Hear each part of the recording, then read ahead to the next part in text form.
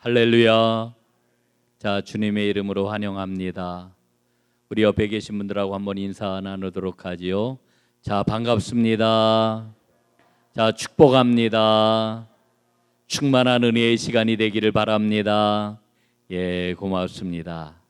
여러분들 말씀을 드리지만은 우리 교회는 예배를 드리면서 예배 예글한 그 서두에 함께 교제하고 인사하는 시간이 있습니다.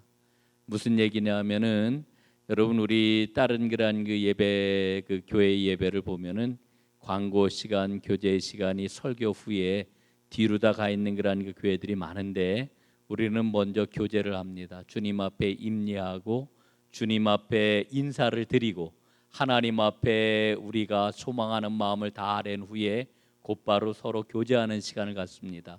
이게 사람과의 관계가 굉장히 중요한 건데 서두에 우리가 인사를 합니다. 또 아울러서 제가 꼭 당부드리는 것은 여러분 그 주일날은 제가 시간에 쫓기기 때문에 이런 광고를 못 드리는데 그 우리가 주일 예배를 드릴 때 들어오시면은 서로들 반가워 가지고 너무 반갑게 인사들 하고 얘기하고 예배 전에 막 이래요. 여러분 우리 교회 구조는요.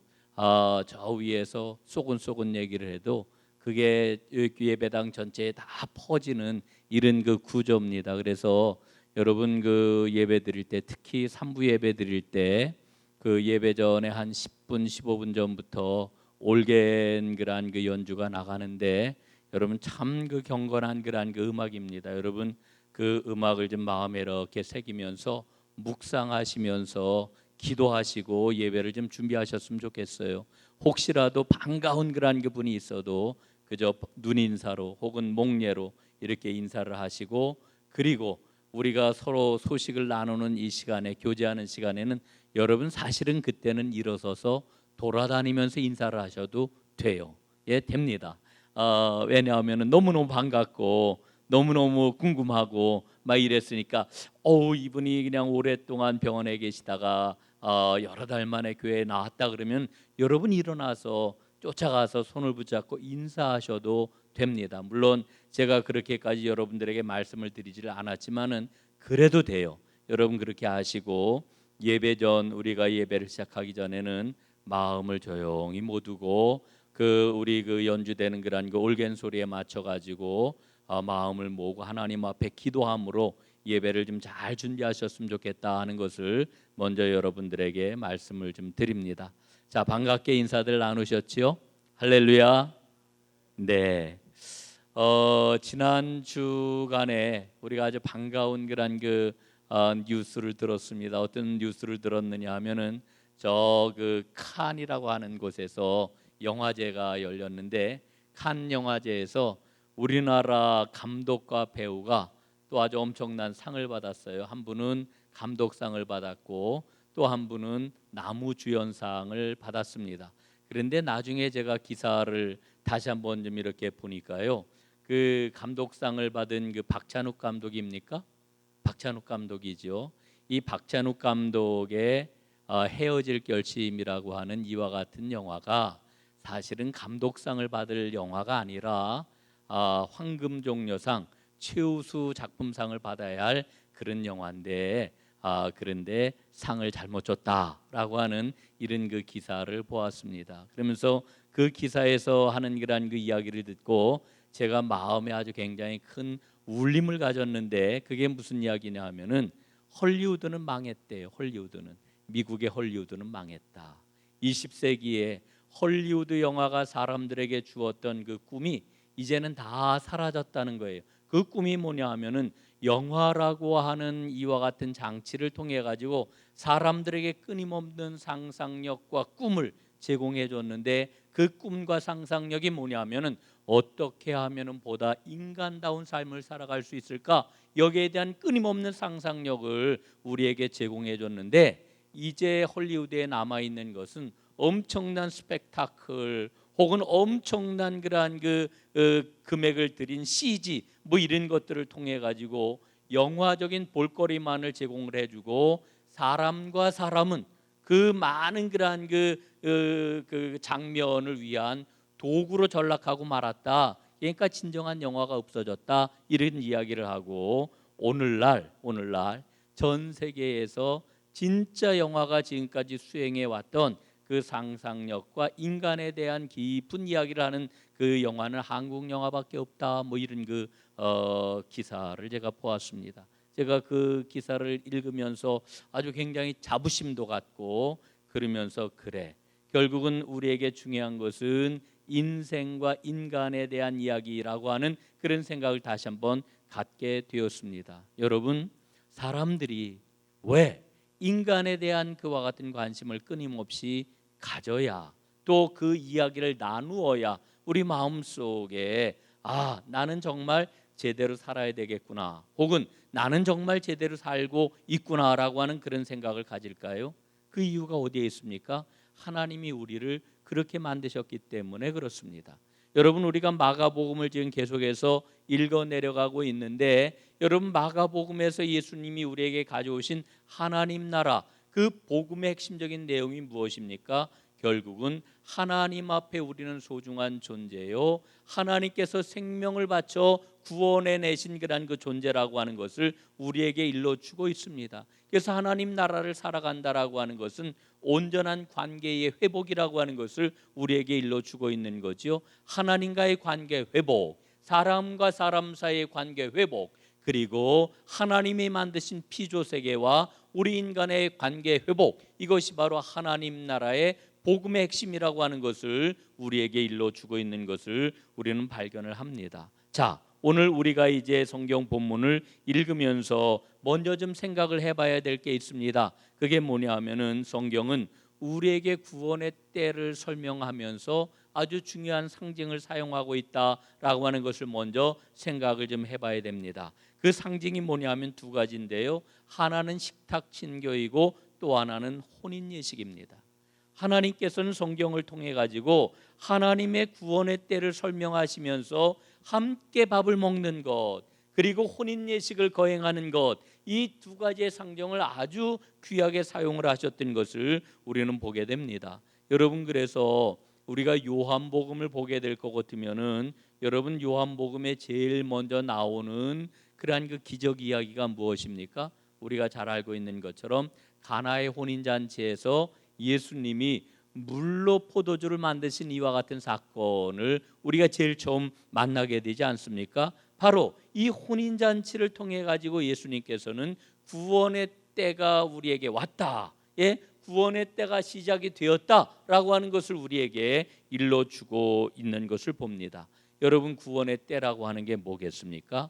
구원의 때는 하나님께서 사람들에게 궁극적으로 주시려고 하는 그 복이 현실이 되었다, 이게 바로 구원의 때입니다. 하나님이 우리에게 주시려고 하는 궁극적인 복이 뭘까요? 여러분, 궁극적인 복이 뭡니까? 우리는 모두 다 복을 구하고 있어요. 복을. 여러분, 한국 사람들이 얼마나 복을 좋아해요? 뭐 한국 사람만 그렇습니까? 전 세계 모든 사람들이 다 복을 좋아하지요. 중국 사람들도 복을 좋아해요. 중국 사람들은 복이 어디에서 오는지를 너무나 잘 알고 있기 때문에 중국 사람들은 복자를 거꾸로 써놓는다 그러잖아요. 복, 왜? 복이 하늘에서 떨어지는 거기 때문에 복자를 거꾸로 써놓는다고 그렇게 이야기를 해요. 그만큼 중국 사람들도 복을 좋아하는데, 여러분, 궁극적인 복이 무엇입니까? 우리는 눈에 보이는 것, 손에 잡을 수 있는 것, 내가 가질 수 있는 것, 이런 것들을 복이라고 생각을 하는데, 여러분, 그 복은 틀림없이 복인 거는 맞지만은, 그러나 하나님 앞에서 우리에게 진정한 복을 누리면 그거는 부수적인 복의 부록 정도로 우리는 고백을 할 수가 있는 거죠. 진정한 복이 뭐냐? 바로 하나님의 자녀가 되는 복, 영원한 생명을 누리는 복, 구원을 받는 복, 이 복이 근본적인 복인 줄로 믿습니다. 그래서 이 구원의 때라고 하는 게 뭐냐 하면은, 하나님께서 우리에게 주시려고 하는 궁극적인 그 복이 우리 삶의 현실이 되는 이때가 바로 구원의 때라고 이렇게 이야기를 하는 거지요. 여러분, 예수님이 이 땅에 오심으로 말미암아 그 궁극적인 복이 나의 것, 우리의 것이 되었다, 현실이 되었다라고 하는 그런 그 이야기입니다. 여러분, 우리가 지난 시간에는 마가복음 2장 13절부터 17절까지의 말씀을 통해 가지고 이 식탁 친교를 행하셨던 예수님의 그러한 그 모습을 보았습니다. 여러분, 예수님께서 일레위와 함께 수많은 죄인들과 더불어서 이 식탁 친교를 나누지 않으셨습니까? 여러분, 이 자리에 모여든 사람들은 세리거나 혹은 사람들에게 아유 저 더러운 죄인들, 혹은 아유 내가 저 사람하고 같이 지내는 사람이 아닌 게 얼마나 정말 감사한지 몰라, 이러는 그런 그 죄인들이 예수님과 함께 식사를 나누었다라고 하는 그런 그 이야기죠. 여러분, 그런데 생각해 보면은 이 사람들은 어떤 사람들입니까? 한결같이 하나님의 은혜가 필요한 사람들이에요. 예? 하나님의 자비가 필요한 사람들, 하나님의 긍휼이 필요한 이와 같은 사람들이었다라고 하는 거지요. 그러니까 주님의 식탁은 어떤 자리냐? 주님의 식탁은 용서받은 죄인들이 주님과 함께 둘러 앉아 먹고 마시는 자리, 다시 말씀을 드리면은 구원의 자리라고 하는 거지요. 여러분, 이 식탁을, 예수님의 식탁을 통하여서 우리는 무엇을 미리 맛보는 거예요? 천국의 식탁이 어떤 식탁인지를 우리는 볼 수가 있다라고 하는 그런 그 이야기죠. 그래서 하나님께서는 이 식탁 친교를 통해 가지고 하나님 나라 구원의 때가 되었다라고 하는 것을 상징적으로 보여주고 계시는 겁니다. 여러분, 그런데 바리새인들은 어떻게 했어요? 죄인들을 배제했잖아요. 예? 이 바리새인의 그런 그 논리는 아주 명확해요. 배제하는 겁니다. 구별하는 겁니다. 구분하는 겁니다. 나는 저 사람하고 달라, 이렇게 이야기를 하는 겁니다. 여러분, 그런데 우리가 기억을 해야 될 게 있습니다. 이렇게 바리새인들이 자신들을 죄인들과 구별을 함으로 말미암아 이 바리새인들은 스스로를 하나님의 구원의 자리에서 천국으로부터 스스로를 배제하고 있다라고 하는 것을 이들은 알지를 못했습니다. 여러분, 오늘 우리도 마찬가지예요. 마찬가지입니다.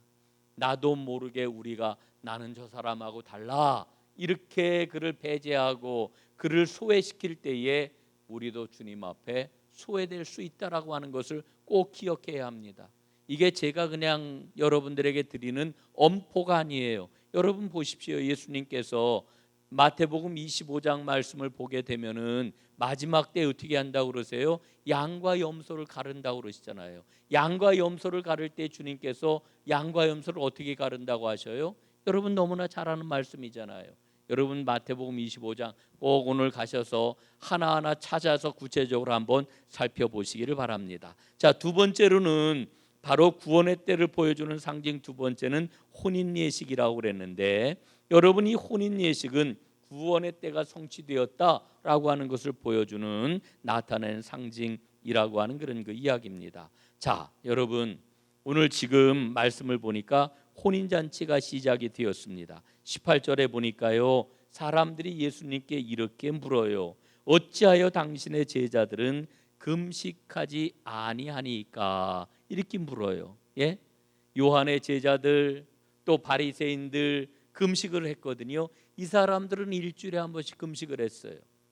반드시 금식을 했어요. 그런데 예수님의 제자들은 금식을 하지 않았거든요. 그러니까 예수님에게 지금 묻는 거예요. 어찌하여 당신의 제자들은 금식하지 않습니까? 여러분이 금식이라고 하는 게 여러분 경건한 신앙을 가진 당시 유대인들의 아주 대표적인 그런 그 모습이 금식이에요. 오늘날로 이야기를 하면은 여러분 우리가 예수님을 믿는다라고 하면서 매 주일 예배를 밥 먹듯이 빼먹는다 그러면은 아유 그 사람 신앙이 참 좋네요, 이렇게 이야기합니까? 안 합니까? 거꾸로 이야기를 하죠. 아유 그 양반은 어쩌면 그렇게 예수 믿는다 그러면서 예배도 안 드려, 뭐 이렇게 이야기를 하겠죠. 여러분 당시의 금식이 거의 오늘날 우리가 주일 예배를 드리는 것과 마찬가지에 그러한 그 경건함을 부여하는 그와 같은 그러한 그 신앙의 실천 행위였다라고 하는 거지요. 그런데 예수님의 제자들이 금식을 하지 않는 거예요. 그러니까 왜 당신의 제자들은 금식을 하지 않습니까? 이렇게 물어요. 그럴 때 예수님 뭐라고 대답을 하십니까? 19절 말씀 한번 보십시오. 우리 한번 19절 함께 읽어보겠습니다. 시작. 예수께서 그들에게 이르시되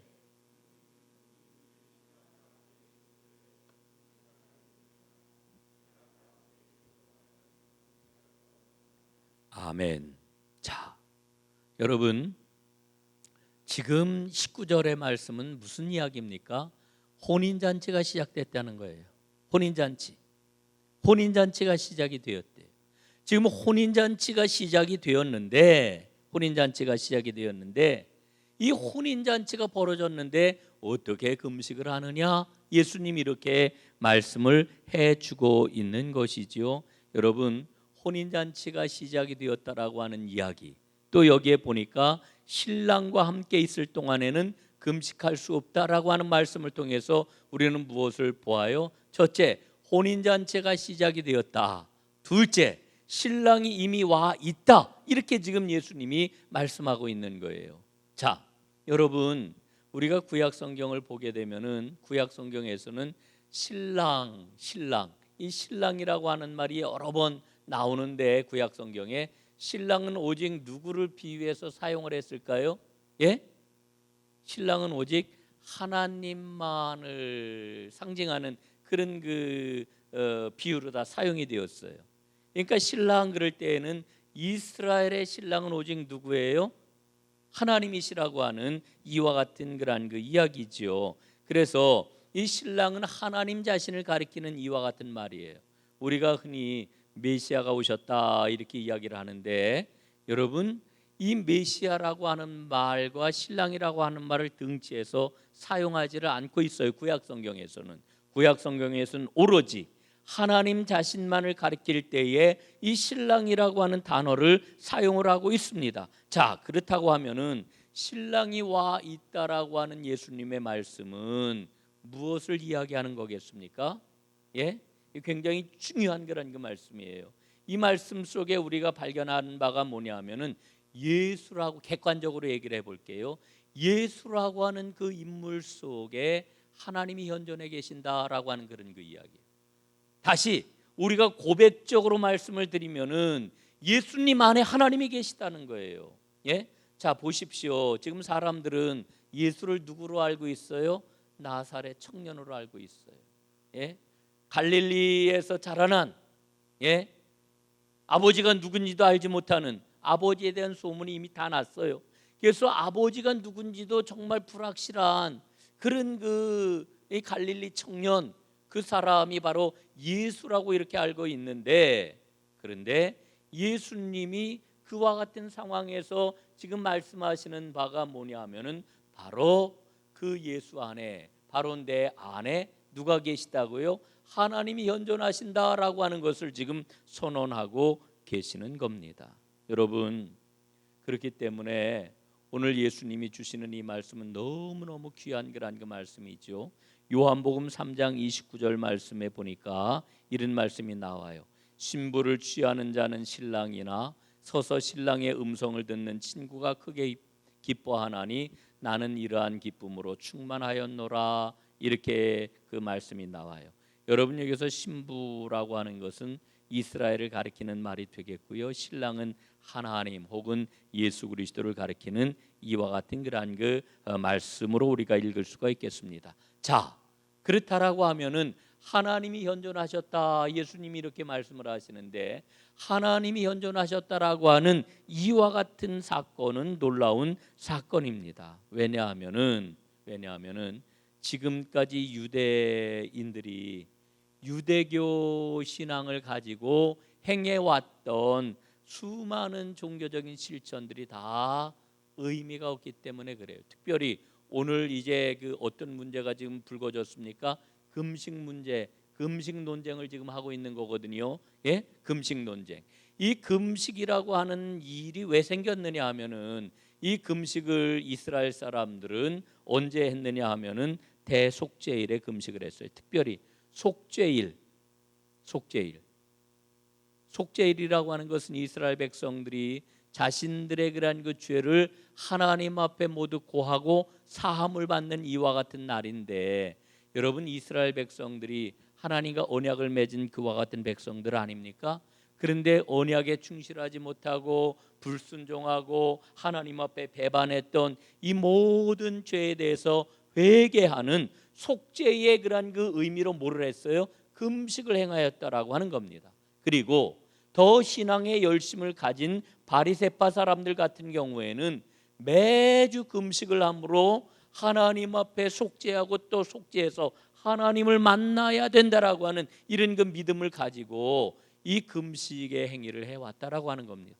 여러분, 우리가 지난주에도 이 바리새파에 관한 그런 그 말씀을 주일날 그 남 목사님을 통해서 말씀을 들었고, 또 여러분 성경 공부를 하면서도 이 바리새파 사람들의 신앙이 어떻게 시작이 되었느냐라고 하는 그런 그 이야기를 다 들었는데, 여러분 나중에 후대의 예수님 당시에까지 이 바리새파 사람들이 신앙의 전통을 어떻게 이어왔느냐 하면은 이렇게 그들은 믿음 생활을 했습니다.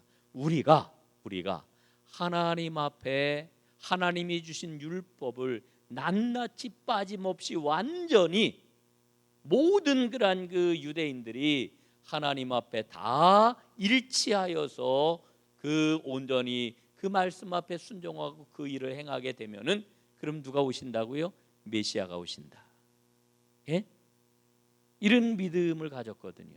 이렇게까지 바리새파의 그런 그 믿음이 아주 정교하게 다듬어지면서 그렇게 그 믿음 생활을 했거든요. 여러분, 그런데 바로 지금 예수님이 뭐라고 그러셔요? 내 안에 누가 계셔요? 하나님이 계시다. 내가 곧 하나님이다. 하나님의 현존을 우리 주님께서 말씀을 해주심으로 그와 같은 유대인들의 유대교의 그런 그 신앙의 모든 행위들이 이제는 더 이상 의미가 없는 것들이 되어버리고 말았어요. 예? 금식을 해서 하나님 만나는 거 아니거든요. 하나님 앞에 율법을 완전하고 낱낱이 하나도 빠짐없이 다 지킨다고 해가지고 하나님을 만나는 거 아니거든요. 예수님이 이 땅에 오셨다라고 하는 그 이야기는 지금까지 유대인들이 유대교에서 믿던 그런 그 신앙의 행태들이 전혀 쓸모가 없다라고 하는 것을 일러주고 있는 것이지요. 그래서 여러분, 오늘 예수님의 말씀은 놀라운 사실을 우리로 하여금 깨닫게 해 주어요. 뭐를 깨닫게 해 주실까요? 예수님이 오셨는데도 불구하고 계속해서 금식한다라고 하는 것은 예수님을 거부하는 거예요. 예? 예수님을 인정하지 않는다는 거예요. 예수님을 받아들이지 않는다는 거예요. 예? 그리고 예수님이 가져오신 새 소식, 하나님 나라의 그 복음을 받아들이지 않는다라고 하는 것을 의미하는 거지요. 다시 말씀드리면은 신랑이 오셨다라고 하는 것은 이미 새 시대가 시작이 되었다라고 하는 것을 우리에게 일러주고 있는 것입니다. 여러분, 그러므로 새 시대에 걸맞는 새로운 삶을 살아야지요. 오늘 그것을 우리에게 어떻게 일러주고 있습니까? 생배 조각과 낡은 옷, 그 다음에 새 포도주와 낡은 가죽 부대라고 하는 비유로 우리 예수님께서 그 새로운 복음, 하나님 나라를 새롭게 받아들이는 삶을 우리에게 일러주고 있습니다. 자, 이 말씀을 우리가 이제 오늘 마지막으로 정리를 할 것인데, 이 말씀을 드리기 전에 20절 말씀을 한번 먼저 보도록 하겠습니다. 20절, 그러나 신랑을 빼앗길 날이 이르리니 그날에는 금식할 것이니라. 예? 자, 여러분, 지금 유대인들은 금식하는 게 그들 신앙생활에 있어서 너무너무 중요한 일이에요. 그래서 예수님에게 왜 금식하지 않느냐고 당신의 제자들은 이렇게 물으니까 예수님께서 아니, 혼인잔치가 시작이 되어서 신랑과 함께 있는데 무슨 금식을 하느냐, 지금 금식할 때가 아니다, 나하고 먹고 마시고 즐거워할 때다, 이렇게 말씀을 하시는 거예요. 그런 후에 지금 뭐라고 그러셔요? 그러나 신랑을 빼앗길 날이 이르리니 그날에는 금식할 것이니라. 그날이 언제일까요? 신랑을 빼앗길 날이 언제일까요? 예수님이 십자가에 처형당하신 그날, 예수님이 십자가 위에서 달려 돌아가실 그날, 그날이 바로 신랑을 빼앗기는 날이 될 거예요. 그 날에는 금식할 것이니라, 이렇게 말씀을 하고 있는 거죠. 여러분, 예수님은 십자가 위에서 달려 죽으셨어요. 처형당하셨어요. 그러나 사흘 만에 부활하셨고, 그리고 이 땅 위에서 40일 만에 승천하셨지요. 여러분, 예수님이 승천하시고 난 이후에 우리 믿음의 그러한 그 선배들은 어떻게 믿음 생활을 했습니까? 금식을 이어갔어요? 안 이어갔어요? 금식을 이어갔어요. 언제나 금식했던 날이 언제냐 하면은 성금요일, 1년에 매우 중요한 그날 성금요일, 고난주간에 예수님께서 십자가에 달려 죽으시던 그 날을 기억을 하고 그날엔 금식을 했어요. 그리고 더 경건한 신앙생활을 하기를 원하는 사람들은 금요일마다 주님의 고난을 기억을 하고 금식을 해오는 신앙의 전통을 우리는 오늘까지 이어받고 있죠. 자, 예수님이 하셨던 그런 그 말씀입니다. 지금 예수님 뭐라 그러셔요? 지금은 금식할 때가 아니다, 이렇게 말씀하시는 거예요. 여러분, 때가 참 중요하지요. 정말 타이밍이 중요한 것 같아요. 타임을 놓쳐가지고 그 어려움을 당하는 그런 그 경우가 종종 있는데, 전도서 말씀을 보게 될 것 같으면은 전도서에서 때에 대해서 이렇게 일러주고 있죠. 전도서 3장 1절부터 8절입니다. 한번 여러분 그냥 쭉 한번 제가 봉독을 해드릴 테니까 마음에 새겨보세요. 범사에 기한이 있고 천하만사가 다 때가 있나니 날 때가 있고 죽을 때가 있으며 심을 때가 있고 심은 것을 뽑을 때가 있으며 죽일 때가 있고 치료할 때가 있으며 헐 때가 있고 세울 때가 있으며 울 때가 있고 웃을 때가 있으며 슬퍼할 때가 있고 춤출 때가 있으며 돌을 던져버릴 때가 있고 돌을 거둘 때가 있으며 안을 때가 있고 않는 일을 멀리할 때가 있으며 찾을 때가 있고 잃을 때가 있으며 지킬 때가 있고 버릴 때가 있으며 찢을 때가 있고 꿰맬 때가 있으며 잠잠할 때가 있고 말할 때가 있으며 사랑할 때가 있고 미워할 때가 있으며 전쟁할 때가 있고 평화할 때가 있느니라. 아멘. 여러분, 우리에게는 수많은 때가 있지요. 그러나 이 수많은 때를 만날 때마다 하나님이 역사하신다라고 하는, 하나님이 인도하신다라고 하는, 하나님이 나를 이끄신다라고 하는, 하나님이 나를 도우신다라고 하는 이 믿음을 가지면 어떠한 때든지 우리는 그 때를 통해 하나님의 역사와 섭리를 반드시 발견하게 될 줄로 믿습니다. 이 믿음 가지고 승리하는 여러분들 되시기를 간절히 바랍니다. 자, 그래서 예수님이 말씀하시는 것은 지금은 오히려 은혜를 받아 회개하도록 부르심을 받고 해방된 죄인들이 감사와 기쁨으로 주님과 함께 하나님 나라를 드러내는 기쁨과 잔치의 때다, 이렇게 말씀을 하고 있는 거지요. 여러분, 주님께서 이 기쁨의 때에 무엇을 지금 전해주고 계십니까? 하나님 나라를 전해주고 계시다 말이에요. 예? 하나님 나라를. 그래서 그 하나님 나라를 받아들여야 되는 것이지요. 자, 그런데 주님이 가져오신 그 놀라운 소식, 그 놀라운 생명의 소식, 그 하나님 나라를 받아들일 때 어떻게 해야 될까요? 예, 오늘 말씀을 하시기를 21절, 생배 조각을 낡은 옷에 붙이는 자가 없나니 만일 그렇게 하면 기운 새 것이 낡은 그것을 당기어 헤어짐이 더하게 되느니라. 새 포도주를 낡은 가죽 부대에 넣는 자가 없나니 만일 그렇게 하면 새 포도주가 부대를 터뜨려 포도주와 부대를 버리게 되리라. 자, 예수님이 전해주시는 이 말씀을 들으면 여러분 어떤 생각이 드시나요? 여기는 그래도 전부 다 바느질을 해본 그런 그 세대들이시네요. 예? 바느질 다 해봤잖아요. 제가 얼마 전에 양말이 바닥이 빵꾸가 났더라고요. 예? 양말 바닥이 빵꾸가 났어요. 그래서 내가 우리 아내한테 여보, 양말 좀 끼워줘. 여기 좀 꼬매서 신게. 다른 데는 다 멀쩡한데 바닥만 이렇게 달아버리니 너무 아깝네. 제가 이렇게 이야기를 했어요. 그랬더니 우리 아내가 끼워줬을까 안 끼워줬을까요? 안 끼워줬어요. 애 웃고 말더라고요. 여러분, 옛날엔 정말 양말 다 끼워 신었지요. 옷도 어떻게 했습니까? 옷도 어디 헤어진 데가 있으면 다 끼워가지고서 옷을 입고 막 이랬잖아요. 여러분, 이게 이제 몇십 년 전 그런 그 이야기인데 오늘날은 아마 제가 볼 때는 이 생배 조각을 낡은 옷에 붙이는 자가 없으리라 하는 말씀을 우리 젊은 친구들은 읽어도 이해를 못할 것 같아요. 이게 뭐야? 아마 이르지 않을까 싶은 그런 그 생각이 들어요. 그러나 여러분 그 바느질을 해본 우리 권사님들 다 아실 거예요. 여러분 새로운 천을 낡은 옷에다가 깁게 되면 어떤 일이 일어날까요? 새 천이 낡은 옷을 잡아 당기잖아요. 예?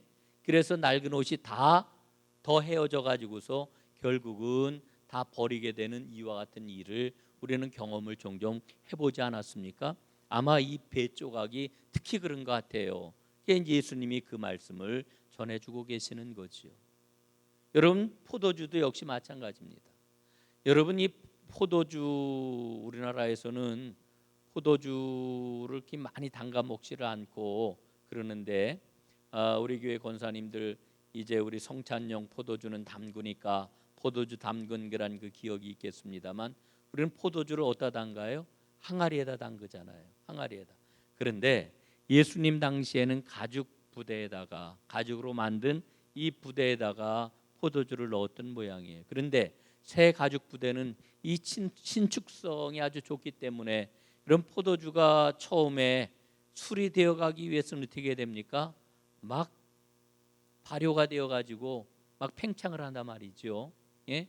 팽창을 할 때 이 가죽 부대가 아주 새거면은 그 팽창하는 모든 것들을 다 넉넉히 늘어나기도 하고 줄어들기도 해서 감당을 하는데 가죽이 낡아버리게 될 것 같으면 어떻게 돼요?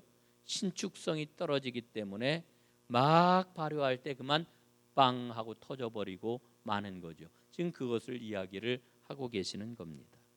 여러분 오늘 시간이 이제 다 되었기 때문에 더 자세한 그런 게 설명을 좀 못 드리겠는데 여러분 우리가 잘 알고 있는 것처럼 성경 말씀은 신약 성경은 서신서가 먼저 쓰였고 복음서가 그 이후에 쓰여졌습니다. 그런데 특별히 이 복음서는 마태복음, 마가복음, 누가복음, 요한복음 이렇게 있는데 이 복음서는 사실은 그 앞에 나와 있는 그런 그 이름대로 사도들의 이름이기도 하지만 그 공동체들 믿음의 공동체들이 있어요. 마가복음은 마가 공동체의 신앙적인 상황을 반영을 한 그런 그 복음서라고 보면은 아마 가장 타당할 것입니다. 예? 마가 공동체의 신앙적인 그런 그 고백과 입장들이 아주 충분하게 담겨 있는 성경 복음서 이렇게 생각을 하면 될 거예요. 그런데 이 마가복음에서 지금 뭐를 일러주고 있느냐 하면은 이 포도주 뭐 낡은 가죽 부대 뭐 그다음에 생배조각 이런 그 말씀들을 통해 가지고 당시 유대교와 이 우리 이 그리스도교 공동체와 아주 굉장히 정리되지 않은 그런 그 문제들이 처음에 굉장히 심각하게 있었거든요. 그게 뭐냐 하면은 유대교를 어디까지 우리가 만나야 될 것인가? 타협을 할 것인가?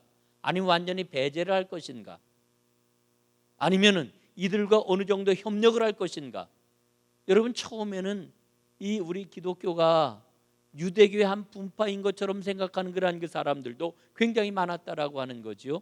오늘 그 말씀 속에는 그와 같은 초대교회 공동체의 심각한 그러한 그 질문과 문제 의식이 이 안에 담겨 있는 거예요. 그래서 낡은 것과 새 것 이게 어떻게 만나질 것이나 그런데 예수님이 뭐라 그러셔요?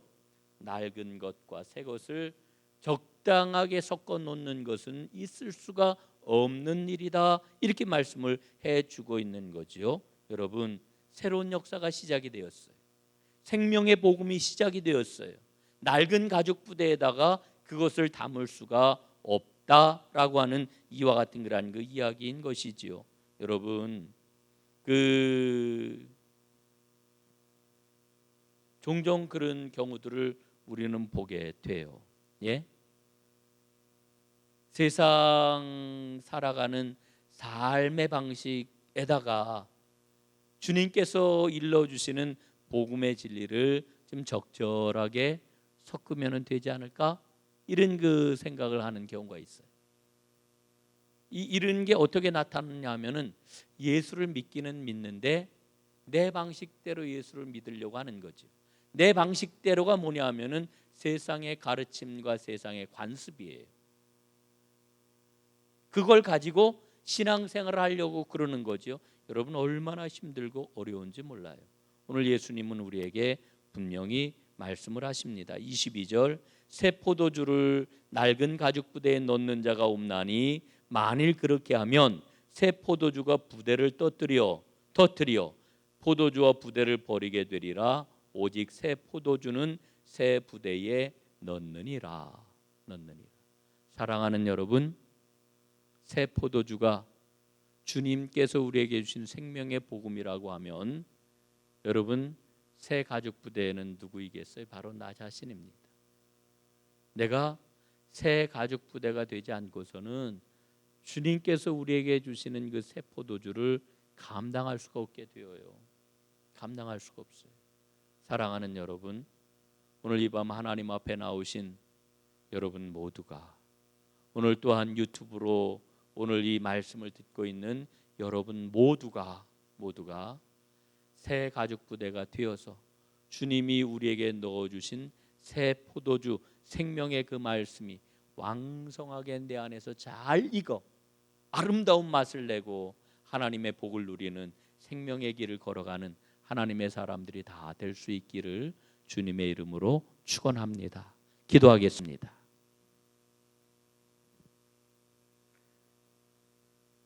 주님을 온전히 따르기를 원합니다. 하나님 나라를 온전히 누리기를 원합니다. 하나님 나라를 살아가기를 간절히 원합니다.